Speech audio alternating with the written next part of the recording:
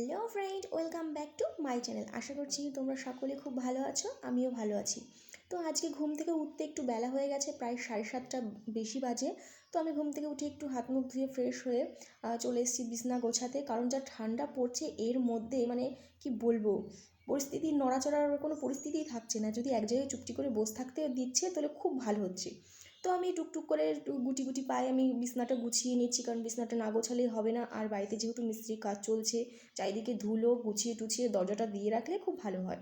তো আমার বিছনাটা গোছানো হয়ে গেল কোনো মতে। এবার আমি ঘরটা ঝাড় দিয়ে নেব, কারণ ঘরের মধ্যেও বালি, সবসময় ঘর ঝাড় দেওয়া হচ্ছে তবুও বালি বালি, একটু বালি বালি কমছে না, কি বলবো, কিচকিচ করছে কেমন একটা।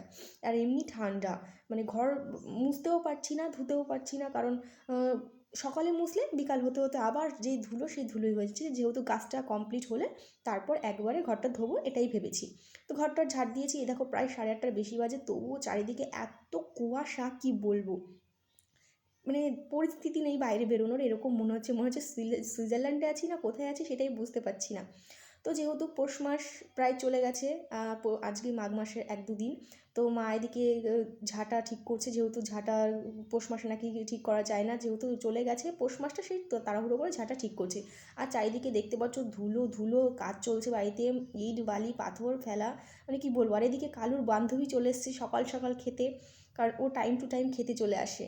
তো ওকে খাবার টাবার দিয়ে আমি স্নান টান করে চলে এসেছি, কারণ আমার পড়া আছে, আজকে রেডি হতে হবে। আর কি বলবো, এই ঠান্ডার মধ্যেই সকাল 9টার মধ্যে স্নান করা, উফ, অসহ্য। আর কি বলবো, কাঁপতে কাঁপতে আমি কোনো মতে রেডি হতে যাচ্ছি। তো মা বলছে, মা বলেছিল প্রথমে যে স্নান না করে যা, এসে স্নান করিস। তো আমি বললাম না, স্নান না করে গেলে কেমন একটা লাগে। তো আমি স্নান টান করে এই যে আস্তে আস্তে রেডি হচ্ছি, হাত পা একদম নড়ছে না, যত স্পিডে করতে যাচ্ছি তত স্লো হয়ে যাচ্ছে।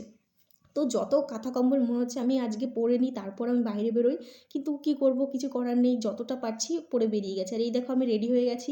তো আমি রেডি হওয়ার পরে মনে হচ্ছে আমি পড়তে যাচ্ছি না ঘুরতে যাচ্ছি, কিছুই বুঝতে পারছি না, আমার নিজেরই কেমন লাগছে। তো কিছু করার নেই, এই পরিস্থিতিতে নিজেকে ঠান্ডার থেকে বাঁচিয়ে রাখার জন্য, যাতে ঠান্ডা জ্বর না আসে, তার জন্য এরকমভাবে যেতেই হবে। তো আমি রেডি হয়ে গেছি, এবার আমি টুপিটাও পরে নিচ্ছি, ভালো লাগুক বা খারাপ লাগুক আমাকে টুপি পরতে হবে, যেহেতু কানে যদি ঠান্ডা লাগে প্রচুর যন্ত্রণা করে কান, বাইরে বেরোলে হাওয়া লাগলে। তো কেমন লাগছে সেটা তোমরা জানিও। তো খারাপ লাগলেও কিছু করার নেই, কারণ আমার ঠান্ডা থেকে আগে বাঁচতে হবে। তো আমি বেরিয়ে গেছি, বেরিয়ে আমি অটো পেয়ে গেছিলাম, অটোতে করে চলে এসেছি আমি স্টেশনে এসে দেখি প্ল্যাটফর্ম প্রায় ফাঁকা। অন্যদিন প্ল্যাটফর্ম কি ভিড় থাকে, আর আজকে পুরো ফাঁকা। আর অপোজিটে একটা বাংলাদেশের ট্রেন মৈত্রী এক্সপ্রেস দাঁড়িয়ে আছে, দেখতেই পাচ্ছ। আমি এই আড়ংঘাটের স্টেশনে মাঝে মধ্যেই দেখি এরকম অনেক আধ ঘন্টা প্রায় 10-15 মিনিট এরকম ট্রেনটা এসে এসে দাঁড়িয়ে থাকে মাঝে মধ্যে। তো হয়তো কোনো সূত্রে, তো আমি পড়তে চলে গেছিলাম, পড়ে টরে চলে এসেছি। আসার পর কালু দেখি ছাদে, এইবার আমার অবস্থা খারাপ। কারণ জামা কাপড় পরে যাই বা আসি, জামা কাপড় আর জামা কাপড় থাকে না, ওর চার চরণের ধুলোয় আমার জামা কাপড় অবস্থা 12টা বেজে যায়। আর ও চলে এসছে ওর অভিযোগ নিয়ে, এই তোরা কোথায় যাস বারবার আমাকে রেখে, তোদের আজকে আমি ছাড়বো না, তোকে মেরেই ফেলবো, আয় বক্সিং করি। ও চলে এসছে। আর আমি সহ্য না করতে পারে মাকে ডাক দিয়েছে, ও মা তাড়াতাড়ি আসো, আমার জামা কাপড় ব্যাগ নষ্ট করে দিল। তা মা ওদিকে লাঠি নিয়ে চলে এসছে। আর ও যেই মা লাঠি নিয়ে চলে এসছে, ও ওদিকে সরে গিয়ে রেগে গেছে, তোমরা কোথাও এমনিতে নিয়ে যাও না, আবার কিছু বললে তোমরা লাঠি নিয়ে তাড়া করো, আমি ছাড়বো না তোমাদের, তোমাদের বাড়িতে যা কিছু আছে আমি সব ছিঁড়ে টেড়ে ফেলবো। তো ওদিকে টাইলসের একটা কাগজ ফেলা ছিল, ও সেটা নিয়ে টানাটানি শুরু করে দিয়েছে যে তোমাদের বাড়ির আমি কিচ্ছু রাখবো না, তোমরা কোথাও নিয়ে যাও না আমাকে। তো এই অভিযোগ নিয়ে ও এই করছে, আর ও একটু খেলা করছে, আমি একটু দেখছি যে ওর কীর্তি। আর আমার জামায় পুরো ধুলো ধুলো করে দিয়েছে, কি বলবো, 4টে চরণ আমার জামা কাপড় ব্যাগে বসিয়ে দিয়েছে। তো আমি ঘরে চলে এসেছি, এসে আমি যেহেতু ফ্রেশ হয়ে নেব, কারণ বিকালে আবার পড়ানো আছে। তো ফ্রেশ হয়ে একটু খাওয়া দাওয়া না করলেই হবে না। তো দেখতেই পাচ্ছ বাড়িতে আসার পরেও একটুও রোদ ওঠেনি, কিচ্ছু না। তো ঘরের মধ্যে চলে এসেছি, এসে আমি একটু বসে টসে থেকে ওর সঙ্গে একটু খেলা টেলা করে আমি চলে এসেছি ড্রেসটা চেঞ্জ করে নেব। তো হাতে পায়ের মোজা একটু খুলতে ইচ্ছা করছে না, যেটা পরে আছি সেটা যদি পরা থাকে খুব ভালো হয়, কিন্তু পরা থাকলেও হবে না, কারণ কালো ধুলো ধুলো করে দিয়েছে পুরো জায়গাটা। কি বলবো, আমার সোয়েটার জামা কাপড় না কাচলে আর হবে না। আমি ফ্রেশ হয়ে চলে এসেছি, এবার কি করব, কালু তবুও বারবার পেছন পেছন ঘুরছে, কারণ ও বুঝতে পেরে গেছে আবার পড়াতে যাবো মানে কোথাও গেলে ও যদি একটু ছাড় পায় ও পেছন পেছন দৌড়ে চলে যায়। তো এসে দেখি খাটের ওপর বাদাম রেখে দিয়েছে মা, কোথা থেকে এনেছে বাবা, সেই বাদামগুলো বলছে তুই খা।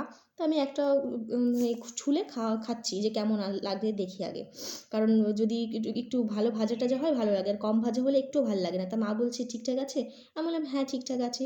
তো আমি দুটো বাদাম খেয়ে নিচ্ছি, কারণ আর মা বলছে বেশি খাস না, কিছু খেয়ে নে তারপর নাহলে পেটে ব্যথা করবে। তো আমি এদিকে খেতে চলে এসেছি, আর আমাদের বাড়ি কাজের তাড়ায় মানে কি বলবো, মা ঠিকঠাক করে রান্না করতে পারছে না, এই দিকে সকাল থেকে রান্না করতে করতে সারাদিন ওনার রান্নার পেছনেই চলে আছে। তো বেশি কিছু করেনি, এখানে ডাল দিয়ে কি একটা করেছে, শুকনো শুকনো টাইপের, আলু মাখা আছে আর মাছের তরকারি, মা ওদিকে চাটনিটা মাখাচ্ছে, কারণ টমেটোর চাটনিটা আমার একটু ভাল লাগে, তাহলে মুখে একটু মানে খেতে ভাল লাগে, রুচি আসে। তো এইদিকে আমি খাওয়াটা কমপ্লিট করে নেব, আর মার সঙ্গে একটু কথা বলছি যে মা কী কী বলছে সেটা ইয়ে করছি যে তাড়াতাড়ি পড়ে চলে আসিস, কারণ বেশি লেট করিস না, এমনি ঠান্ডা পড়ছে আর বাড়িতে কাজের মানে আমিও টাইম পাচ্ছি না। তো আমি মাকে বললাম ঠিক আছে আমি চলে আসবো, বেশি লেট করবো না। তো এইদিকে দেখো কালু আবার চলে এসেছে, যেই আমি পড়াতে যাবো আবার চলে আসছে, এবার যদি ছাড় পায় পেছন পেছন চলে যাবে, যেখানে পড়াতে যায় সেখানেই চলে যাবে। তো আমি ওকে কোনো মতে একটু কিছু খাবার দিয়ে ওকে মানে আটকে আটকে রাখার চেষ্টা করছি, নইলে কী বলবো আমি, আমার পড়াতে গেলে যেখানে বসবো সেইখানে গিয়ে আমার কোলের ওপর বসে পড়ে, এরকম অনেক দিন করেছে। আর ওই বাড়ির লোকগুলো মানে দেখে হাসতে হাসতে পাগল হয়েছে। তো খাবার দিচ্ছি, ও ভাবলো মনে হয় প্র্যাঙ্ক করছে আমার সঙ্গে, তো প্রথম আসতে চাইনি। তো যেই নিচে রাখলাম সে একটু আগিয়ে আসলো, সেই তারপরে আমি হাতে তুলে নিলাম, নিচে আর দিলাম না, ও গন্ধ শুকে খেয়ে নিলাম। আমি কালুকে বলছি টাটা তুই চলে যা ঘরে, এই যে আমি যেই পড়িয়ে চলে এসেছি আর কোথায় যাওয়া, ও জামা টানাটানি আবার সেই, আর জামা টানাটানি করলে হয় ছিঁড়বে নয় ধুলো মাখবে, এইরকম অবস্থা হয়, আমার জামা থাকে না। তো আমি ওকে একটু আদর করে দিচ্ছি যে না যা, তুই বড় হ, তোকেও পড়তে পাঠাবো আমি, মানে কি বলবো ওর সঙ্গে যেরকম মানে ইয়ে করা যায়। তো ওর সঙ্গে একটু খেলাধুলা করছে, আর আমাকে সারাদিনে মানে কি বলবো, আমার একটু ঠান্ডা ঠান্ডা লেগে গেছে এই ঠান্ডার মধ্যে, তো নাক টানতে টানতে আমার অবস্থা খারাপ। আর এখানে রাত প্রায় 10টা বেজে গেছে, কখন টাইম চলে যাচ্ছে নিজেরাই বুঝতে পারছি না, আর আমি ঘুমোতে চলে আসছি, কারণ ঠান্ডার মধ্যে আর বাইরে থাকতে পারছি না, খেয়ে এসছি মানে ঢেকুর উঠছে কি বলবো। তো আজকে সারাদিনে যা যা করলাম তোমাদের সঙ্গে শেয়ার করলাম, ভিডিওটা যদি ভালো লেগে থাকে অবশ্যই প্লিজ চ্যানেলটাকে সাবস্ক্রাইব করো, লাইক করো, কমেন্ট করো, কে কোথা থেকে দেখছো। তো কি বলবো, এবার আমি ঘুমোতে যাই, মানে কি আমার আর অবস্থা খারাপ, মানে হাত পা নড়ছে না, জলে যখনই হাত দিচ্ছি আমি বরফ হয়ে যাচ্ছি। তো আমারও আলসি চলে এসছে, আমি ঘুমিয়ে নেবো আগে। তো এখানে এই ভিডিওটা শেষ করছি, টাটা, তোমরা সকলে খুব ভালো থেকো।